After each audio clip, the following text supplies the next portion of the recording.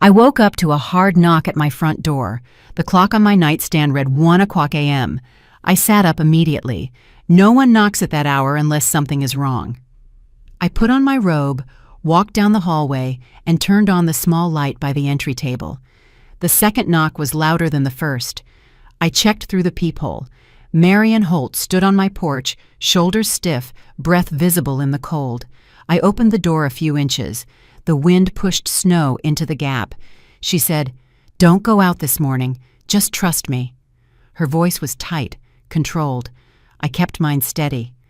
"Marion, what's happening?" She didn't blink. "Lock every door. Stay inside. Do it now." She looked over her shoulder as if someone else might be watching. Then she added, "You'll understand by noon." Before I could ask a single question, she turned, crossed my porch, and disappeared into the snow without looking back. Her steps were fast and certain, not confused or panicked. She knew exactly why she was here. I closed the door and locked the deadbolt. Then I locked the chain. I checked the handle twice. My house was silent except for the faint hum of the heater switching on. I went to the window beside the door and watched her reach the edge of my yard. She never stopped walking. I checked the porch camera on my phone. The timestamp showed 1:03 a.m. I replayed the clip and watched her body language again. Shoulders tense, eyes scanning the street. Not random fear, calculated warning. I sat at the kitchen table and opened my notebook. I wrote, 1 a.m., Marion warning. Then, stay inside, noon. I underlined noon. I added, reason unknown. I set the pen down and listened for any movement outside. I walked room to room and checked every window. I pressed each latch, then tested each lock. The furnace clicked again. I paused and waited until the sound faded. I went back to the living room and checked the front door one more time. Everything was secured. I opened the camera feed on my phone again. The snow on the porch was untouched. No cars passed on the street. No shadows moved near the trees. I kept the curtains open just enough to see the reflection of the front yard lights on the snow. I returned to the kitchen and sat at the table. I wrote another line in the notebook. Her tone equals urgent. No explanation. I closed the notebook and placed it next to my phone. I leaned back, watching the hallway and the front door. I replayed her words in my mind, one sentence at a time. Don't go out this morning. It wasn't advice, it was instruction. Just trust me. She said it like someone who already knew what the consequence would be if I didn't. You'll understand by noon. That was a timeline, not a guess. I looked at the clock, 1:12 a.m. I knew sleep wouldn't return. My house felt different now, not unsafe, just alert. I checked the locks again, then the curtains, then the camera feed. I wasn't scared. I was preparing. I sat back at the table, opened my notebook again, and wrote one final line. Wait for next move. I stayed at the kitchen table until the sky outside shifted from black to a dull gray. At 6:10 a.m., I stood up, turned on the coffee maker, and watched the steam rise. The house was quiet, too quiet for Christmas morning. I carried the mug to my desk, opened my laptop, and logged into my old files. I wasn't looking for anything specific, but the warning from Marion had turned every instinct in me toward one place, Daniel's archive. I clicked on the hard drive labeled DH Private. It had been untouched since the week he died. The folders loaded slowly, like the machine had to drag them out of memory. I scrolled past engineering diagrams, tax documents, old work photos, and the folder he always kept locked with a password. It was named Winter Protocol. He had mentioned the name once, only once, and not to explain it, to warn me. If anyone ever asks about the storage site, he said, don't answer. At the time, it sounded like a tired man being overly cautious. Now it felt like the only thread that made sense. I typed his old password. It didn't open. I tried another. The third attempt triggered the folder to unlock, and a single PDF appeared. Nothing else. No extra files, no notes, just one document. I clicked it. The title page loaded. Winter Protocol, Engineer Logs, DH01. Below that was a line written in Daniel's handwriting, scanned into the file. If I am not here to explain this, follow the steps as outlined. My hand tightened on the mouse. I scrolled. The pages weren't long. Short statements, precise, more like warnings than instructions. Halfway down page 2, I saw a note he must have added in the final week before he died. It read, "If you receive any inquiry related to the Vermont Hills storage vault, do not speak. Do not respond. Notify Marion." I sat back. Notify Marion. The same woman who had knocked on my door at 1:00 a.m., shaking, telling me not to step outside. This wasn't coincidence. This was coordination. I printed the file and watched each page slide out of the machine. The sound of the printer filled the kitchen, sharp and steady. I laid the pages out in order and marked the line about Vermont Hills with a pen. Then I circled the phrase, storage vault. Daniel never used vague language. If he wrote vault, it existed. I reached for my notebook and wrote, 06:40 a.m. Found file, winter protocol. Link, Daniel, Marion. Item, Vermont Hills Vault. Status, active. I read the PDF again, slower this time. One phrase near the end stopped me. It said, "If they ever find the site, the evidence goes public. Prepare accordingly." Evidence, site, public. Daniel was an engineer, not a man who talked in riddles. If he wrote those words, it meant he had been carrying something dangerous long before he died, and he had left it in a place someone was now trying to reach. I looked at the printed pages spread across my table. Then I looked at the door, remembering Marion's pale face, the urgency in her voice. She wasn't warning me randomly. She was warning me because whatever Daniel left behind had finally reached someone else's hands. I picked up the file, clipped it together, and placed it in a folder. I opened the laptop again and saved a second copy to a flash drive. Then I unplugged the external hard drive and put it in the drawer under the desk. I stood still for a moment. Daniel didn't leave mistakes. He left instructions, and now I had one. The morning moved slowly, the kind of slow that makes every sound sharper. By 11:30 a.m., the house was silent, except for the steady tick of the kitchen clock. I stood at the counter, reviewing the printed pages of Daniel's file again, tracing each line with my finger, forcing myself to read them like instructions, not memories. My phone rang. Unknown number. I tapped accept and braced myself, keeping my voice steady. "This is Nora Hale." A controlled male voice came through. "Mrs. Hale, this is Officer Grant Taylor with the County Police Department. I need to confirm your whereabouts this morning." I lowered the file and reached for my notebook. "I'm at home." A pause, sharp and deliberate. "We have footage of your vehicle entering your former workplace at 8:05 a.m. Security logs show your identification being used inside the building." I tightened my grip on the counter. "My car hasn't moved. It's in my garage." My tone didn't shake. It hardened. He inhaled slowly, as if recalibrating. "The footage shows your plates. Your badge accessed the third-floor hallway. Reports confirm a critical incident took place shortly after." My stomach didn't drop. My pulse didn't spike. I walked to the garage door, opened it, and looked straight at my car. Parked, untouched, covered with a thin layer of morning frost. I lifted my phone, opened the camera feed, and checked the night timeline again. No movement, no departure, no remote start. "Officer Taylor," I responded, "I can provide camera footage showing the car never left." Silence pressed through the line. Then his tone shifted, formal, cautious. "Can anyone verify you remained home?" "My house is empty." I kept my voice flat. "I live alone." Another beat of silence. "Mrs. Hale, at 11:12 a.m., an emergency alert was triggered at that building. Your absence from the location is being treated as a concern for both safety and questioning." Questioning. I wrote the word in my notebook. Then I asked, "What evidence was found?"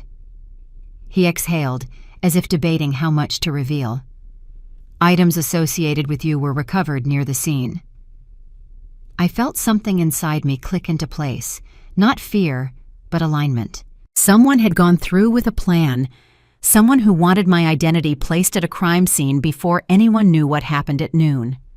I moved to the living room window and watched the empty street. "Officer, the car in your footage. Is the driver visible?" "The image is corrupted," he answered. "Only the vehicle entering, no clear face." Of course, my voice stayed controlled. "What do you need from me right now?" "Units are being dispatched to your address. Do not leave the premises. They need to confirm your safety." Safety. The word landed wrong. Marion's pale face flashed in my mind, her urgency, the file from Daniel, Vermont Hills, the order to tell no one. None of this pointed toward safety. My eyes remained on the street. "Understood." The call ended with a click that felt too final. I locked the phone and placed it on the table. Then I shut every curtain in the house, one by one.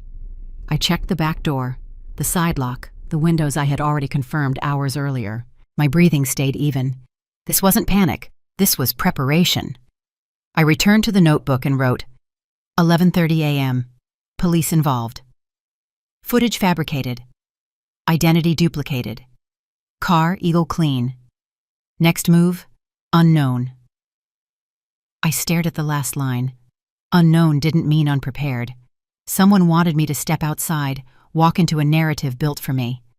Marion's warning wasn't instinct. It was coordination.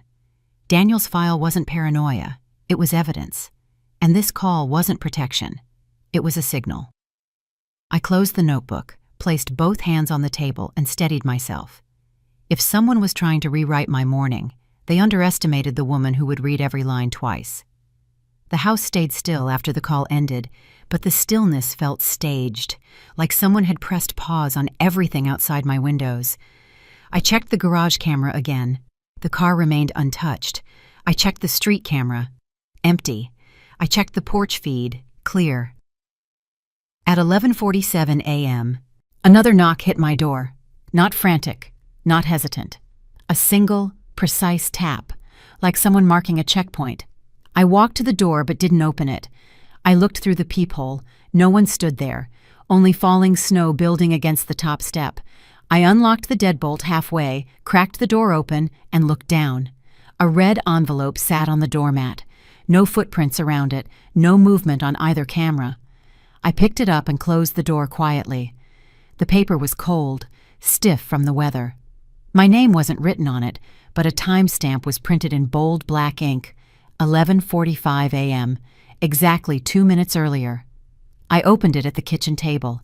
Inside was a printed photo. The image showed me and Marion at the grocery store yesterday. I remembered the moment. She had asked whether I needed anything for Christmas morning. It was a 15-second conversation at most, but in the photo, someone had captured us from behind a shelf, the angle low, the focus sharp on my face. On the back of the photo were 5 typed words. "They know your face now." I placed the photo flat on the table, aligned it with the edge, and examined the lighting. Fluorescent. Same aisle, same jackets, same cart. Someone had been close enough to listen. My phone buzzed. I answered. "Martin, I need 5 minutes." The line sharpened instantly. "What happened?" "A photo just arrived on my porch. Someone has been following me since yesterday." Silence. Not uncertainty, but calculation. I heard him adjust papers, as he always did when shifting into legal mode. "Describe the image." "Grocery store. Marion and I. Angle suggests surveillance, not coincidence. Message on the back. They know your face now." He breathed out once, slow and direct. "Then we handle this the right way. Start documenting everything from the moment Marion knocked." "I already did." "Good. Continue recording every detail. Timestamp each entry. Do not erase anything." His tone wasn't emotional. It was structured, like he was guiding a witness, not comforting a friend. I opened my notebook. "The officer's call confirms identity fabrication. The envelope confirms tracking. Which means," Martin continued, "someone is actively building a case against you before they attempt contact. Once that contact happens, the paperwork will already be drafted. They expect me to react. They expect fear," he corrected. "Don't give them that. Give them evidence." I looked at the red envelope again. "They're watching the house. Good. Let them watch you prepare. I paused. Martin, if someone is trying to force a narrative, we counter it with facts, he interjected. You don't run, you don't hide. Everything you do from this minute forward is by the book. The more you stay within the law, the less room they have to twist your actions. This was why Daniel trusted him. I stood, closed the envelope, and placed it inside a clear plastic sleeve. I'm preserving the envelope and the photo. No fingerprints removed. Correct. And listen carefully, Martin added, voice steady. You must not confront anyone. You must not leave the house until I have a full report. The moment you step outside, they control the storyline. Inside your home, you control the record. I nodded, even though he couldn't see me. They chose the wrong morning to test my patience. No, he corrected gently. They chose the wrong woman to underestimate. I ended the call and placed the phone beside the notebook. Then I labeled the plastic sleeve with the time, date, and description. I stored it inside the drawer where I kept important documents. I went to the window again and looked at the street. Still no movement, still no cars, still no footprints near the porch. Someone wanted me to feel watched. Instead, they gave me proof. I turned off the kitchen light, sat at the table with my notes, and prepared for whatever noon was going to reveal. By 2:00 p.m., the house was quiet again.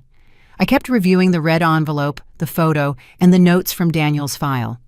Each item lined up like pieces from the same instruction manual. I was marking another entry in my notebook when 3 quick knocks tapped against my door. Measured, not frantic. I checked the camera first. Marion stood on my porch, holding a small USB drive in her gloved hand. I opened the door only after confirming the street was clear. You came back, I noted, watching her eyes. That wasn't part of your first warning. She stepped inside, closing the door fast. I didn't have a choice. They're escalating. Who? I kept my tone controlled. Give me specifics, Marion. You're done speaking in fragments. Her shoulders tightened. Your husband trusted me. He told me to bring you something if anything happened to him. Then give it to me. She handed me the USB. Everything Daniel discovered is inside. I held the drive between my fingers. Cold, metal, real. Why now? They were at my house, she explained, voice low but steady. A car parked across the street. 2 men. They watched the windows. I knew they'd come next, so I moved.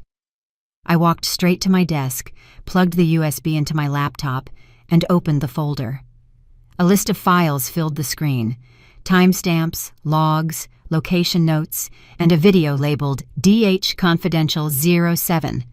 I clicked it. Daniel appeared on the screen, sitting at his workshop bench. His voice was calm, the same tone he used whenever he explained something serious but necessary. If Marion is delivering this, I'm gone. Marion looked away for a second, but I didn't. I leaned in. Daniel continued. The project was never canceled. They only changed how they hide it. If they contact Nora, do not let her speak to anyone until the vault is opened. My chest tightened, but not from grief, from clarity. I paused the video and turned to Marion. What vault? She pointed to the next file in the folder. The storage site at Vermont Hills. Daniel showed me the secondary access plan. He created a failsafe for you. A failsafe, I repeated, not as a question, but as confirmation. He built a legal trail, a technical trail, a witness trail. He prepared for pressure long before it arrived. Marion nodded. He knew they'd eventually target you. They already have. I picked up the red envelope and set it beside the laptop. They're tracking my face. They're cloning my identity. They're constructing a timeline before noon. Her eyes widened. Then we're out of time. No, I corrected firmly. We're ahead of them. That's why they're rushing. People rush when they lose control. Marion sat across from me, hands clasped tightly. I need to tell you everything now. I worked under Daniel for 3 years. He discovered irregularities in a government-funded immunity project, the Winter Project. He wasn't supposed to. He reported it. They silenced the report, then they silenced him. And you've been living with the aftermath ever since, I concluded. She looked down. I froze. I didn't come forward. I thought they'd let me go if I stayed quiet. They never let anyone go, I responded.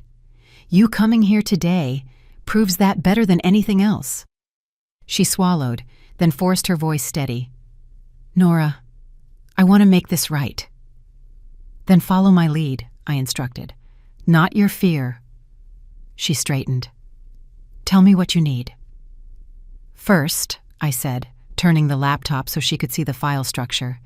We verify every document. Then we prepare copies. Then we plan how to reach the vault without giving them a narrative to twist. Marion breathed out slowly. You're not panicking. Panic doesn't solve anything. Facts do. I clicked on the next file. Daniel left us a path. We follow it. And if they show up before we leave? I looked her directly in the eyes. Then I make sure they understand one thing. I don't bend under pressure. I document it. Marion's shoulders relaxed for the first time since she arrived. Your husband always said you'd know what to do. He trusted logic, I replied, and he trusted me to finish what he started. I unplugged the USB, put it into a clean case, and added it to my notebook. Then I stood. Marion, we're going to Vermont Hills, but we're not walking into danger blindly. We're taking evidence with us. She nodded once. I'm with you. I locked the front door behind us and checked the windows one more time. Every step was deliberate, measured, documented. If someone wanted to write a story about me today, they would have to compete with the truth. I closed the laptop after reviewing the last file on Marion's USB. The evidence wasn't just sensitive, it was targeted, organized, and dangerous. Every timestamp matched the timeline Daniel had left behind.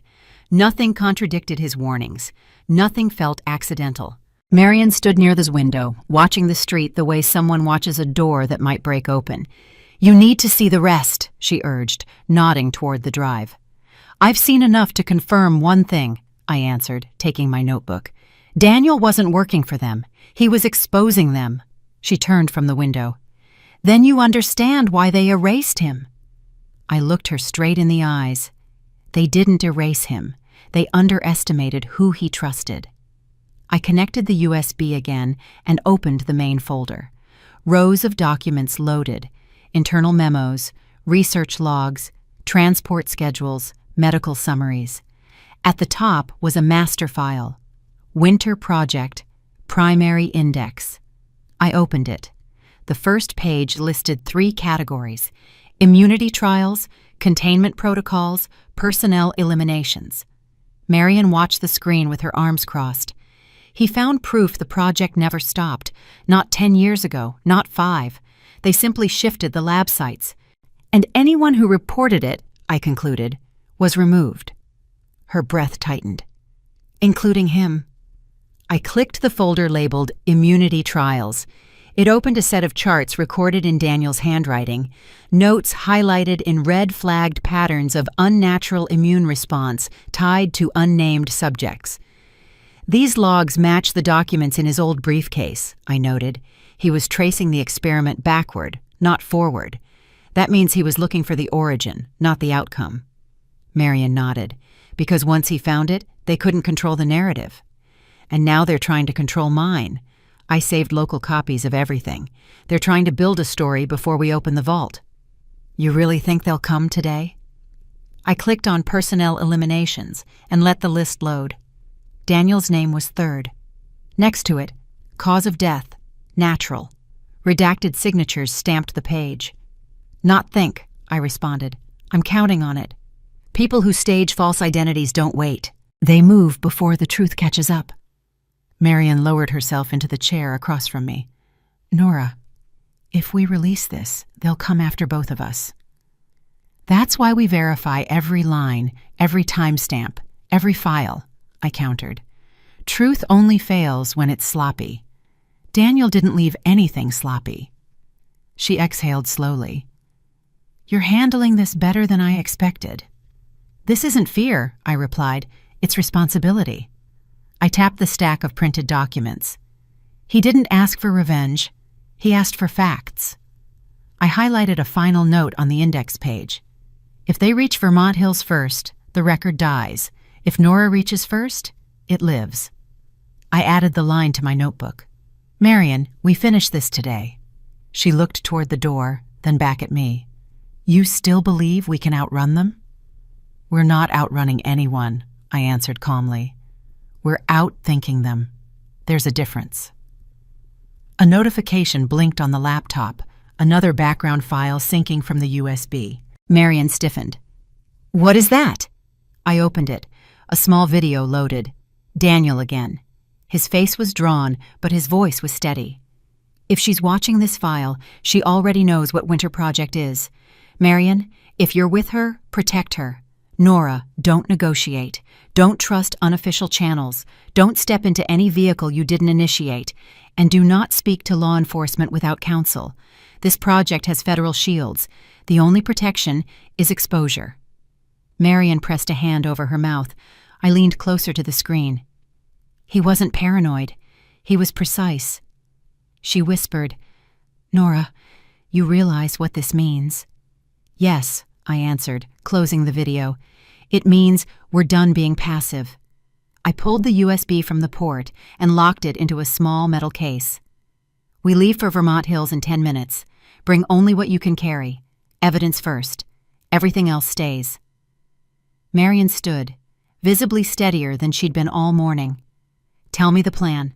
The plan, I replied, putting on my coat, is to open the vault before they open a narrative. I turned off the lights, checked the curtain edges, and verified the door locks one more time. They wanted silence, I added, picking up the evidence case. Today, they get accuracy. Marion and I gathered everything we needed, USB case, printed logs, my notebook. I checked the windows, the porch camera, and the street feed twice. No movement, no parked cars, no footprints. Too quiet to be natural, but quiet is information. Quiet means someone is waiting. Marion stood near the door with her gloves on. Before we leave, Daniel wanted you to have something. She reached inside her coat and pulled out a small object wrapped in cloth. Show me. She unfolded the cloth. A silver key lay inside, thin, heavy, engraved with DH 2021. I examined it under the kitchen light. This isn't a house key. It isn't, Marion confirmed. It belongs to the Vermont Hills vault. Daniel told me the digital access might fail. He built a manual override. He knew they'd try to shut the system down. I rotated the key, checking the grooves. He also knew I'd go there anyway. Marion lowered her voice. The vault requires dual access. Daniel programmed a secondary authorization. For you. I slipped the key into my coat pocket. He planned for both outcomes, his survival or his disappearance. That's not paranoia. That's engineering. Marion's breath caught. Nora, look outside. I checked the porch camera again. A dark SUV sat 2 houses down. Windows tinted. Engine off. It hadn't been there 10 minutes earlier. Marion stepped closer. Is that them? Most likely. I zoomed the camera. No plates visible, no drivers exiting, no headlights. They're waiting for movement. They want us to step out without evidence. Her fingers tightened. So what do? We move anyway, but we move correctly. I shut the laptop and placed the evidence case inside a black messenger bag. We exit through the side yard. No direct line of sight from the street. Marion nodded, following my lead. Before leaving, I walked to Daniel's old workbench drawer and opened it. Inside was a small flashlight and a compact toolkit he always kept ready. I took both. If the vault's power grid fails, we'll need these. You think it will fail? Marion asked. It will if they know we're going there. We stepped into the laundry room, out the side door, and crossed the yard beneath the tree line. The snow muffled our steps. The SUV didn't move. I checked my phone. Cameras are still online. They're watching the front door, not the side. We reached Marion's car, parked behind my garage. She unlocked it with a small click. "Get in." I paused before opening the door. "Turn off your phone." She powered it down. I did the same. "Battery removed," I added, sliding it into my coat. "No tracking." She started the engine. "Do we take the main road?" "No." I pointed to the opposite direction. "We cut through the back route. Less traffic, fewer cameras." Marion began driving, hands steady on the wheel. After a few minutes, she spoke again. "Nora, that key. He trusted you with something powerful." "He trusted me with responsibility," I corrected. "There's a difference. And the vault?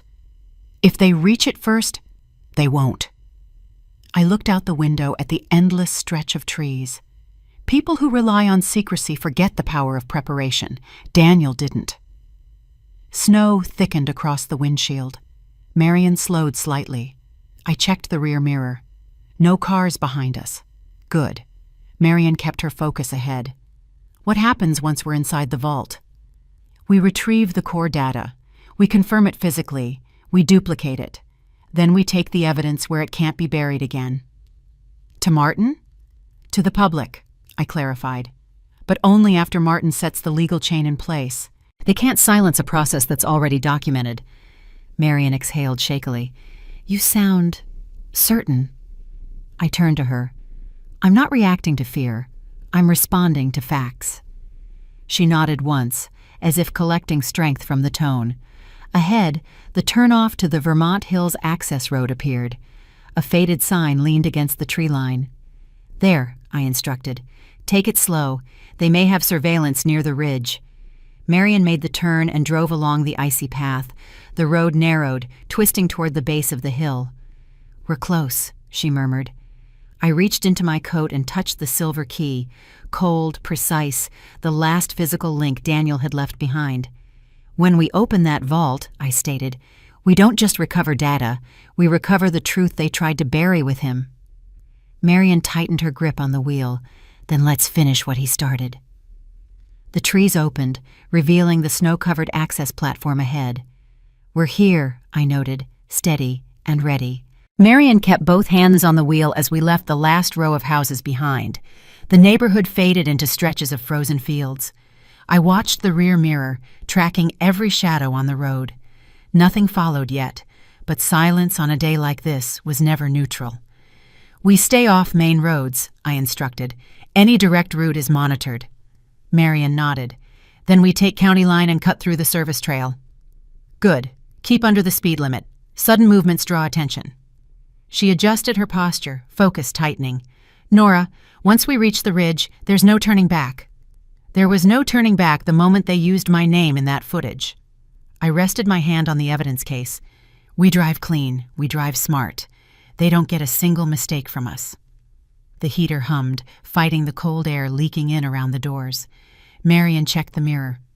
SUV behind us, 2 curves back. I looked quickly. Headlights low, steady, not speeding, not passing. Not maintain speed. Don't glance again. People surveilling don't rush, they wait. She kept driving. My breathing stayed even. Distance? Maybe 300 feet, she estimated. Same lane. Then they're assessing, not approaching. I tapped my notebook. They want to see if we lead them somewhere. Marion tightened her jaw. We're not leading them to the vault. No, I responded. We're losing them before we get halfway there. The road narrowed between 2 slopes. Snow drifted onto the asphalt. I checked the GPS map I'd downloaded earlier, offline only. In 1 mile, a forest access road turns left. It's unmarked and iced over. Most drivers avoid it. Most, Marion repeated, gripping the wheel. We're not most. She pressed forward. The SUV behind us adjusted slightly, keeping the same calm distance, watching, recording, predicting. Turn off your headlights for 2 seconds, I instructed. Marion glanced at me. You sure? Yes, they're measuring our rhythm. Break it. She flicked them off, 1, 2, and back on. The SUV didn't respond. That confirmed it. They're not following our driving, I concluded. They're following our route. That means they're tracking your car's last known location. Marian's breath hitched. Through my phone? No, through theirs. I pointed ahead. Turn left at the unmarked road. Now. She jerked the wheel smoothly onto the narrow path. Snow cracked under the tires. We slid sideways an inch, then found traction. The SUV overshot the turn. Marian gasped softly. They missed it. They'll circle back, I noted, but we'll be gone. The forest access road curved uphill, flanked by dense pines. Marian focused on keeping the car aligned between the banks of snow. A branch scraped the side mirror. The road narrowed again. You ever driven on ice? I asked. Not like this. Then listen carefully. Don't fight the slide. Let the tires correct themselves. Gentle steering. Slow breaths. Keep the wheel steady. She followed every instruction. The car skimmed the slick incline, shuddering lightly. Doing good, I confirmed, watching her movements. Keep it consistent. After another minute, the road split. One side continued up the ridge, the other dipped behind a cluster of trees and merged into a maintenance trail Daniel once mentioned in his notes. Take the right trail, I directed. That leads nowhere on the map. Exactly. She turned the wheel. Snow sprayed from the tires as we descended the hidden path. The trees thickened overhead, blocking any aerial view. I checked the rear mirror again. No headlights, only darkness behind us. Marian let out a slow breath. We lost them. For now, I corrected. Surveillance doesn't give up. It adapts. She nodded. What's next? We reached the vault from the south side. It's the only angle without ground sensors. Daniel designed that entrance himself before they took over the project. Marian tightened her grip on the wheel. Then we trust his work. We trust his logic, I answered. Logic keeps us alive. The trail straightened ahead. Wind pushed through the branches, scattering snow across the hood. The terrain leveled, then began rising again. We're close, Marian murmured. I looked at the outline of the Vermont Hills ridge forming ahead. Sharp, cold, waiting. Stay focused, I instructed quietly. Once we hit the final turn, everything changes. And after that, we open the vault before they open a case. Marian's eyes hardened with resolve. Then let's finish the drive. I kept my hand on the evidence case, bracing for the next move. We reached the back road leading to Daniel's old storage facility, a weathered warehouse he once used when he didn't want company around his projects. The building sat low against the ridge, metal siding faded by years of winter storms. Marian parked behind the structure, hidden from the main road. I opened the door first, scanning the tree line. No tire tracks except ours. Good. They haven't found this place yet. Marian stepped out, gripping her coat tighter. Are you sure this is safe? It's not safe, I corrected. It's controlled. Safety doesn't exist today. Only preparation does. I unlocked the side door with an old key Daniel kept hidden behind a loose panel. The warehouse lights flickered as we stepped inside. Dust lay across the floor like a thin sheet of evidence no one had disturbed. Marian stared around the empty space. Feels like he never left. It feels like he planned every inch, I replied, flipping the main breaker. A row of overhead lights hummed to life. At the far end sat his projector and the old metal table he used for field testing. Nothing had moved, no signs of forced entry. Good. If they had found this place, the lights would have been rewired. She frowned. How can you tell? Because Daniel always taped the breaker switches in a set order, I explained, pointing to the colored strips. This sequence is untouched. Anyone trying to alter it would never know the pattern. Marian's eyes softened. You remember everything he taught you. I had to, I responded. People who loved Daniel didn't get second chances to correct mistakes. I crossed the warehouse and powered up the projector. A blue glow filled the room. Marian watched as the screen blinked, then played a video thumbnail labeled DH Last Note. Play it, she urged. I did. Daniel appeared, recorded months before his death, wearing the jacket he always used on site. His voice carried the steady tone he saved for moments of consequence. If you're here, It means the project resurfaced, and it means you don't have time to hesitate. Marion stepped closer. He knew exactly how this would unfold. Daniel wasn't guessing, I answered. He was calculating. He continued, Nora, if you found the Winter files, you must secure the core evidence. If they reach you first, don't negotiate, don't run. Release everything. Exposure is your only protection. The video ended. Marion turned toward me. He was talking to you directly. He knew you'd follow the logic. I'm not doing this out of emotion. I'm doing it because the truth doesn't defend itself. I opened my notebook and wrote, 2:53 p.m., Safe House active, video confirmed, instructions validated. Marion watched me document every detail. You always track everything. That's how we control the narrative, I replied. Facts show discipline. Panic shows guilt. We don't give them guilt. She swallowed hard. So what's next? We create redundancy. I walked to the metal table and spread out the files, the USB contents, the printouts, the red envelope, the photo. One set stays with me, one goes to Martin, one uploads automatically if I don't stop the timer. Marion's eyes widened. You're setting a dead man switch. Not dead, I corrected. Responsible. I opened my laptop and began syncing the documents into a secure offline folder. If they intercept us, the evidence survives without me. That's bold. Bold is what people call preparation after it works. I looked up at her. Daniel didn't die for me to act timid. Marion took a steady breath. How do we move next? We enter the vault, extract the core data, and trigger the release only when Martin signals legal clearance. I pointed at the timer on the screen. If they cut power or seize devices, the upload triggers automatically. And if they reach us before we get to the vault? Then they encounter a woman who documented every step and stored every fact, I answered. They win nothing through intimidation. Marion's posture straightened. Then we go now. Not yet.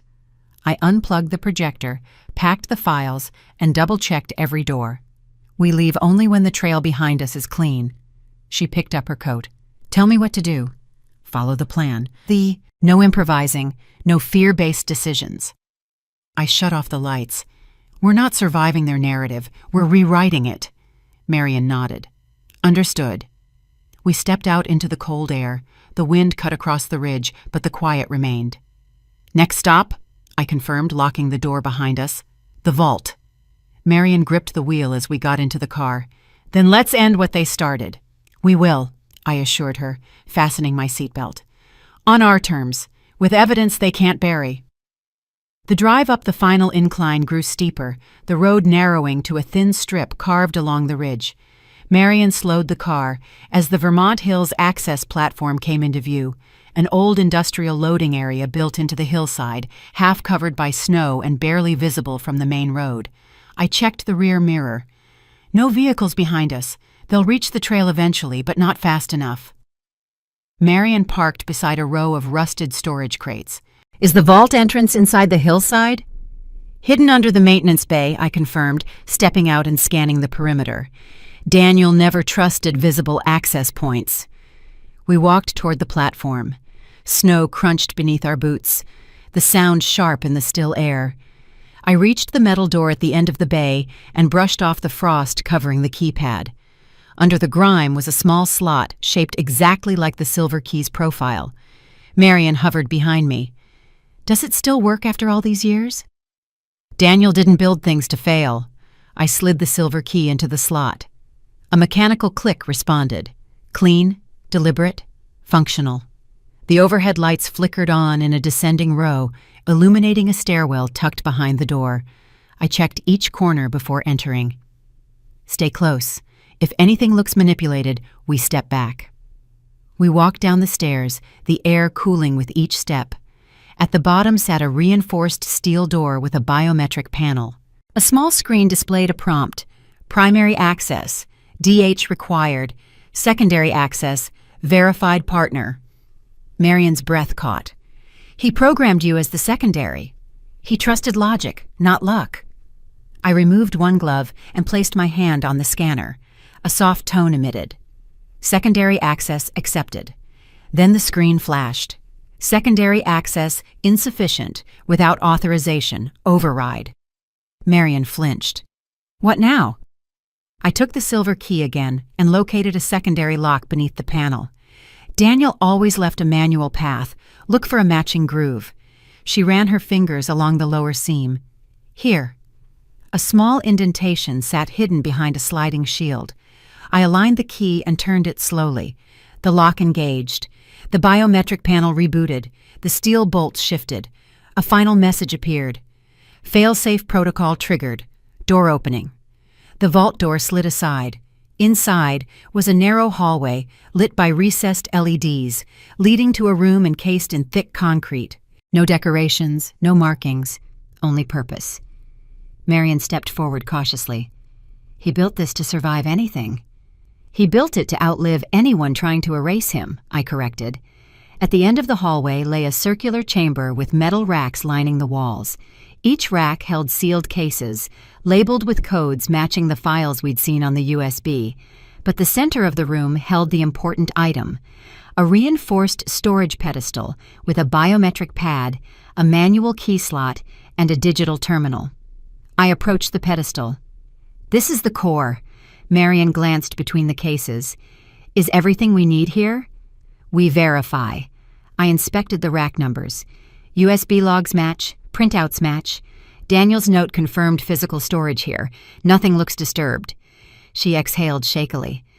Then the most dangerous evidence in this entire project survived because he trusted you.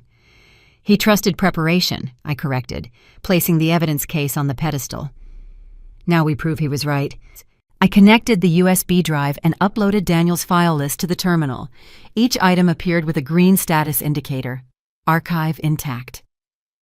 Marion looked at the vault entrance. What if they're close? Then they'll reach a locked door and an empty hallway, I responded, because once we start extraction, we don't stay here long.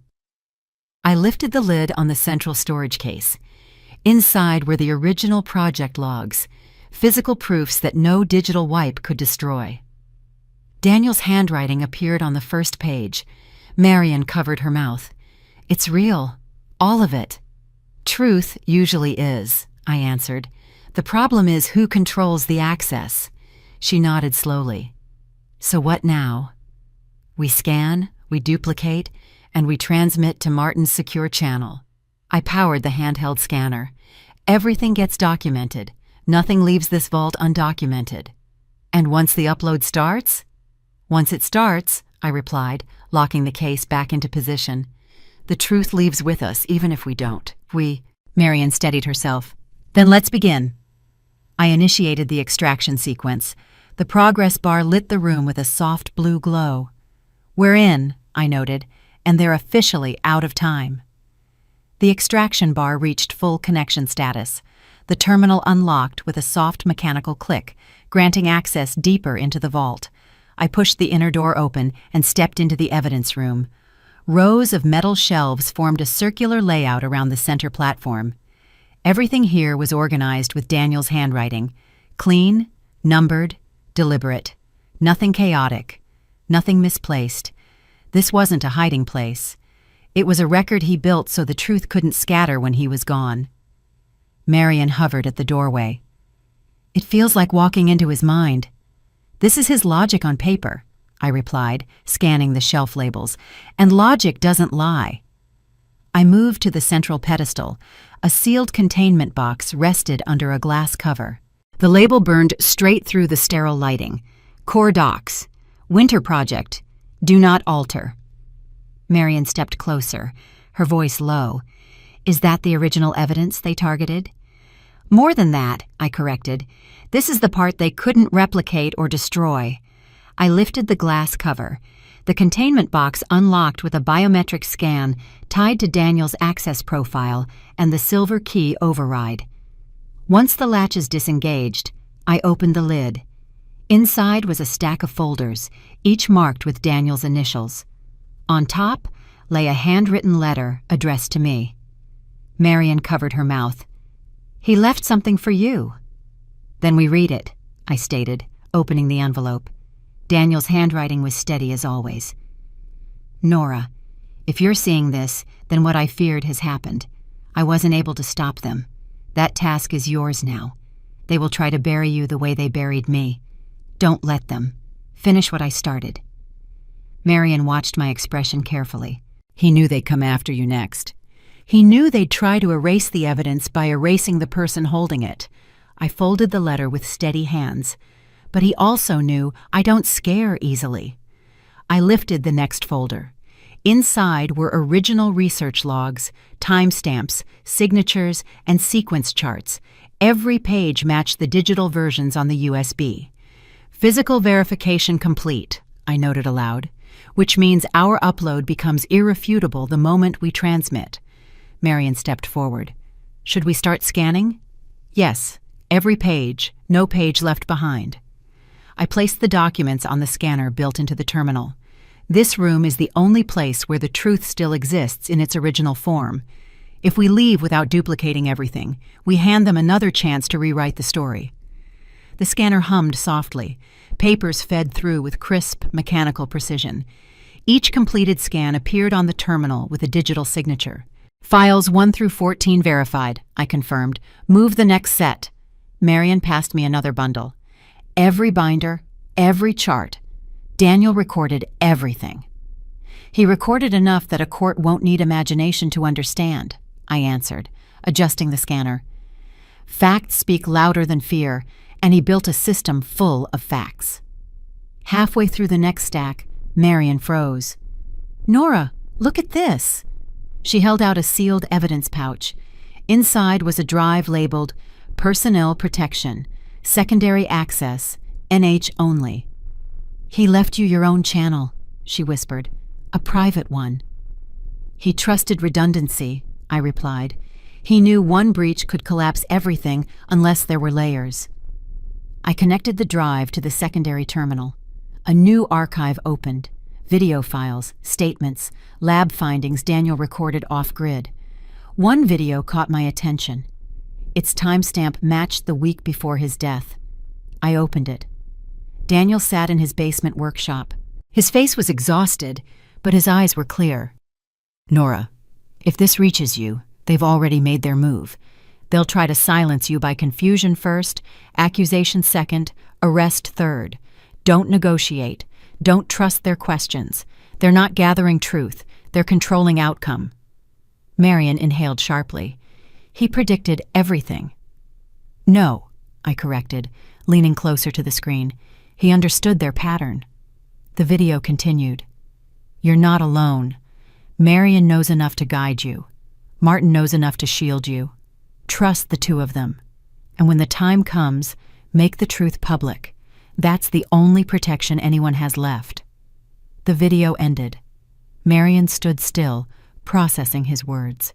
"He never doubted you." "I don't need doubt," I replied. "I need accuracy, and he gave me that." I returned to the scanner. We finished documenting, then we trigger transmission. Marion gathered the remaining files. "Uploading all this, won't they detect the signal?" "They will," I answered, "but by the time they recognize what's happening, the data will already be out of their reach." The final set entered the scanner. The progress window blinked green across the terminal. "Everything's ready," Marion noted quietly. "So what's next?" "We upload," I answered, entering the global release command Martin designated. "Once this begins, we don't stop. Not for alarms. Not for them." The system queued the files. A new screen flashed. Transmission sequence prepared. Confirm execution. Marion looked at me, waiting. I placed my hand on the biometric pad. "We didn't break into this vault. We opened what they tried to bury." The confirmation light turned blue. "It's time." The moment I confirmed the execution command, the vault lights shifted from white to a colder blue. The terminal unlocked its transmission window and began processing the first sequence of files. Every document Daniel protected for years now moved into the legal chain Martin had prepared. Marion stepped closer. "How fast until he receives the full archive?" "Fast enough," I answered, checking the authentication logs as they populated. Each file gets validated before it leaves this vault. Once it enters Martin's custody chain, no one can alter or dispute it. The air vents in the ceiling clicked open, stabilizing the system. Marion watched the screen with tight focus. And when they detect the signal? They will, I confirmed. Detection is inevitable. Stopping it isn't. A piercing alert echoed through the vault. Marion jumped slightly. That's their detection, isn't it? Yes, they found the transmission. A red indicator above the vault door illuminated, first steady, then pulsing. Marion stared at it with dread. They're coming. They're late, I replied. The truth already left this room. The terminal displayed the legal routing for Martin's office. Every line of text matched Daniel's format. Every timestamp matched today's date. Nothing out of order, nothing missing. Another sound erupted from the far side of the vault, a deeper alarm. Marion spun toward it.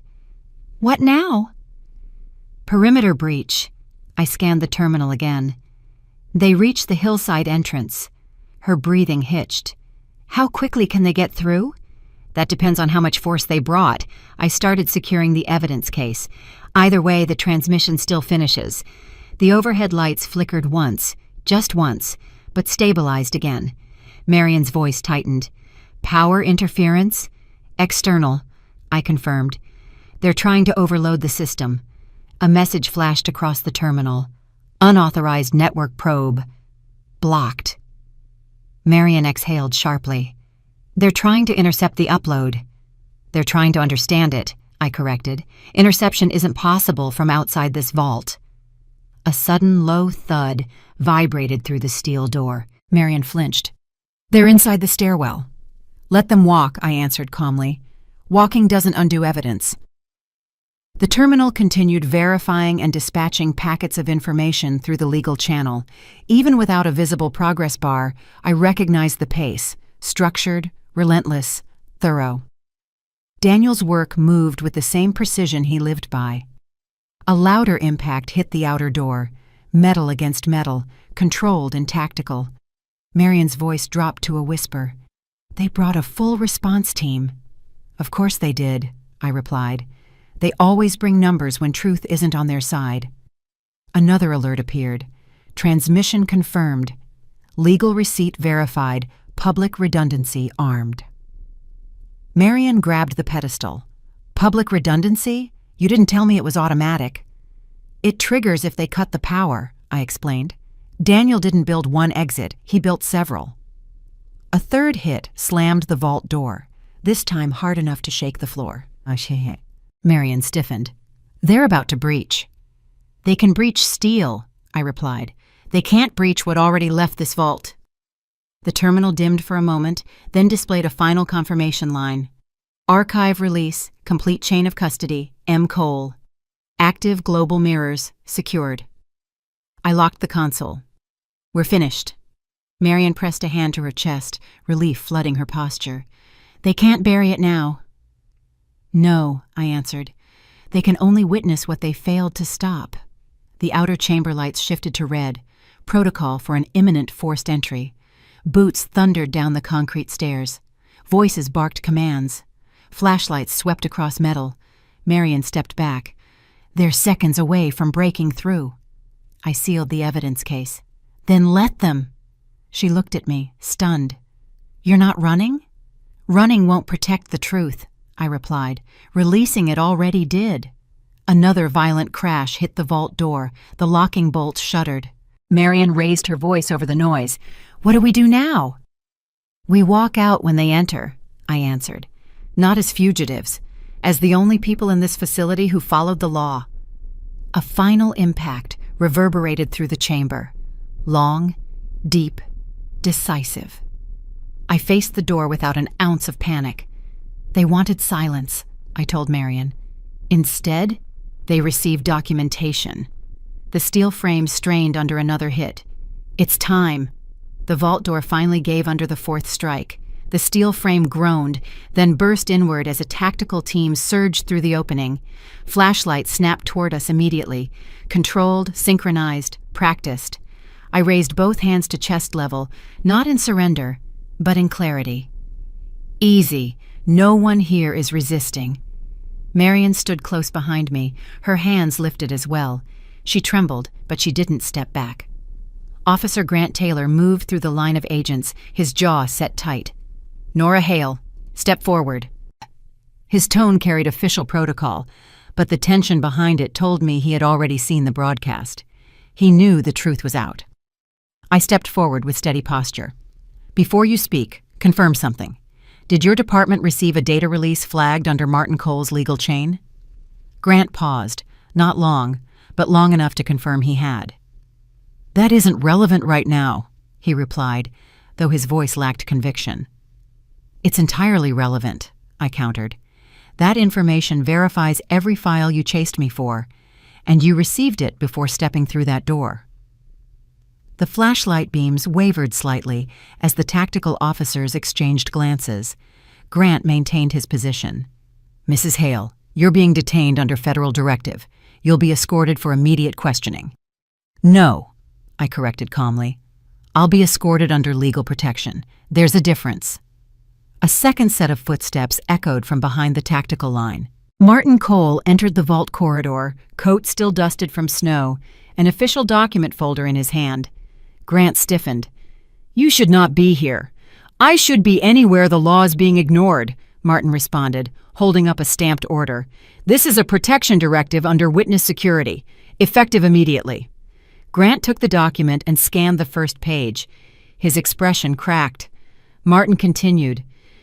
"Your department already acknowledged receipt of the released files.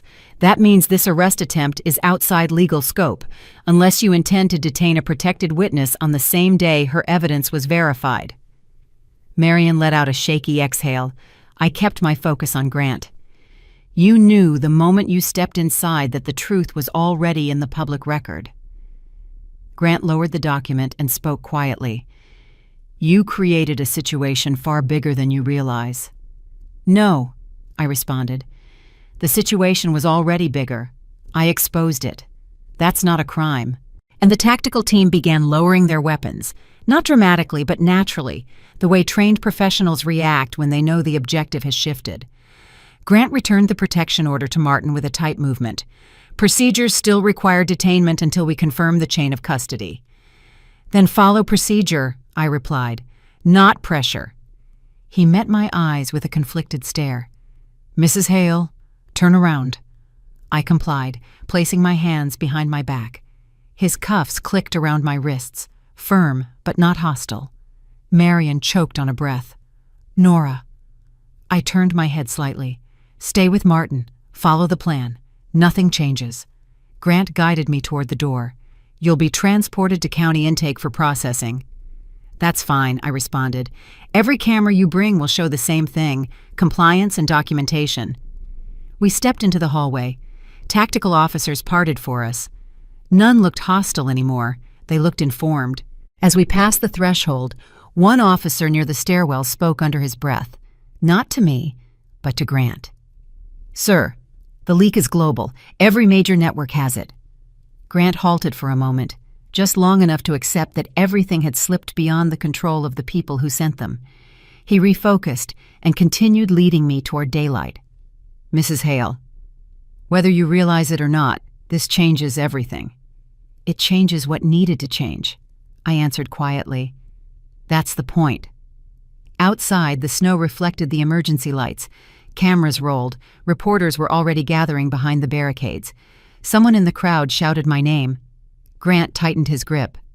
"Do you want to make a statement?" "Not yet," I replied. "Let the truth speak first." He nodded once, more acknowledgement than protocol, and guided me toward the vehicle. Justice wasn't loud. It was documented. 1 year later, Christmas morning arrived quietly. Snow covered the yard in an even sheet, untouched, clean. I moved through my kitchen with the same routine Daniel and I once shared. Boil water, prepare tea, open the blinds to the morning light. I didn't rush. I didn't hide. I didn't measure each step like I had 12 months ago. The world had shifted. I hadn't. The radio on the counter played low. A morning host spoke in a calm tone. The federal inquiry into the Winter Project enters its final phase today. Investigators confirm that whistleblower Nora Hale provided the core evidence that initiated the case. I poured hot water over the tea leaves and placed the kettle aside. The facts were enough. Public credit was unnecessary. A knock tapped lightly against my back door. Not frantic, not warning, familiar. Marion stepped inside before I called her in. "Your porch steps froze again," she noted, brushing snow from her coat. "Careful when you walk later." "I'll pour salt after breakfast," I answered. "Sit. Tea's ready."